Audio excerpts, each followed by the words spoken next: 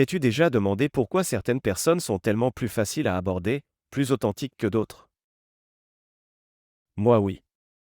Mais ensuite, j'ai découvert une compétence dont on parle très peu, alors qu'elle est pourtant validée par la psychologie. Des études ont montré qu'elle aidait les gens à obtenir un deuxième rendez-vous. D'autres étaient plus enclins à s'ouvrir et à faire confiance. Elle permettait même d'augmenter le respect et le statut social.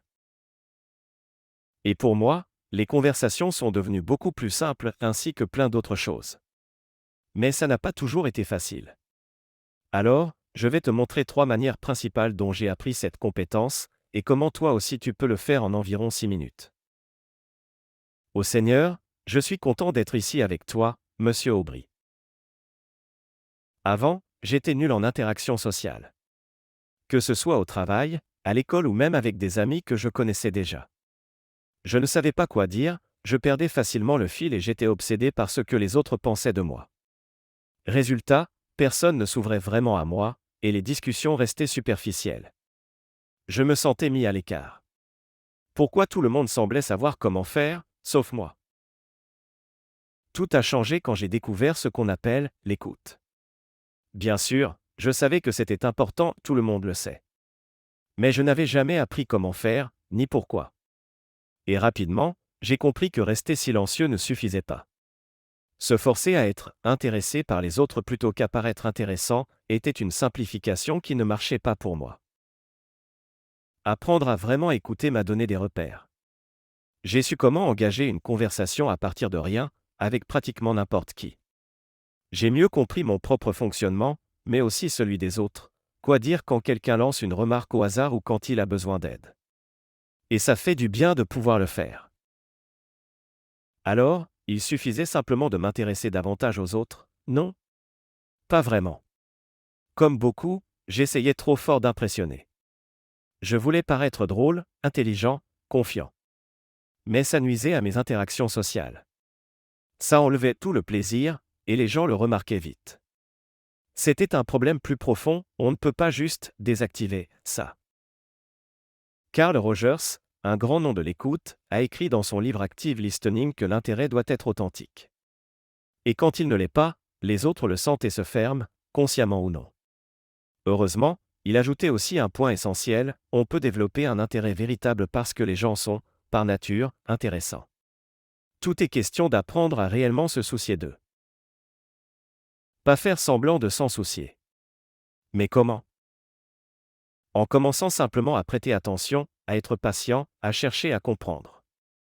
Et là, l'intérêt a commencé à venir naturellement. Comme il l'avait dit, c'est devenu une seconde nature.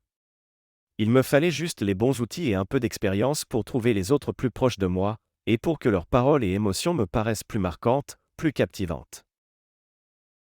Mais parfois, je me plante encore, et c'est frustrant. Quand ça arrive, je le vois immédiatement, leur langage corporel change, ils parlent moins, l'ambiance retombe d'un coup. Avant de savoir pourquoi, je me disais, est-ce que je sens mauvais? Non, enfin, peut-être. En réalité, je perdais ma concentration. Quand je perds le fil, j'oublie les 3 piliers d'une bonne écoute.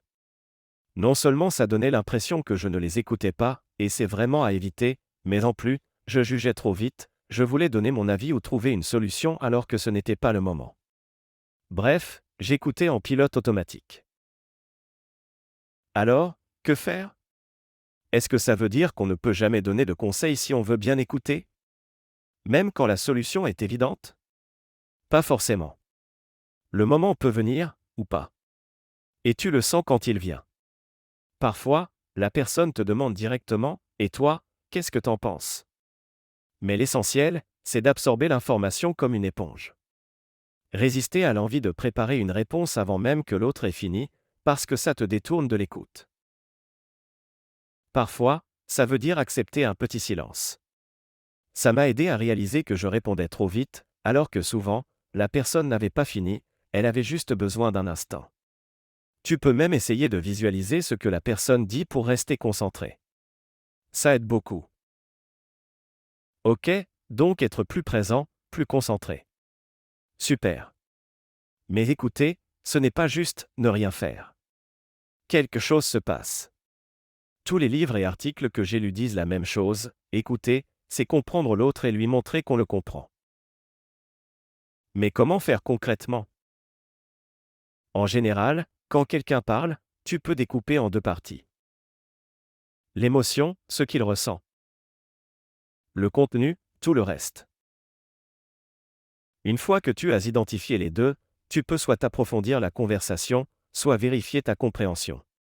Par exemple, si quelqu'un me dit « J'ai raté ce fichu bus », j'entends de la frustration. Alors je peux vérifier, ça devait être super frustrant. Ou bien élargir, c'était quel bus? Tu allais où? Tu étais en retard pourquoi? Mais attention, ce ne sont pas des phrases toutes faites pour donner l'air d'écouter. C'est un moyen d'approfondir, de rester à jour, de découvrir, de compléter. Ça montre à l'autre que tu absorbes vraiment ses paroles. Que tu es une éponge. Et le mieux, c'est que si tu restes présent, la curiosité vient toute seule, les questions s'enchaînent naturellement. Petit bonus, parce que tu es motivé à devenir un meilleur auditeur. J'ai souvent oublié d'être moi-même. Écouter, ça ne veut pas dire se laisser marcher dessus, s'effacer ou ne jamais parler de soi. Ce n'est pas « je dois être le meilleur auditeur », mais plutôt « je dois être meilleur à écouter ». Et si tu veux aller plus loin, j'ai même créé une boîte à outils pour t'accompagner dans l'apprentissage de l'écoute, des interactions sociales et de ce genre de compétences. Ça prend 5 à 10 minutes par jour, et ça t'aide à progresser à chaque fois. Alors, quelles autres questions poser pour enrichir tes conversations? Cette autre vidéo t'en donnera quelques idées.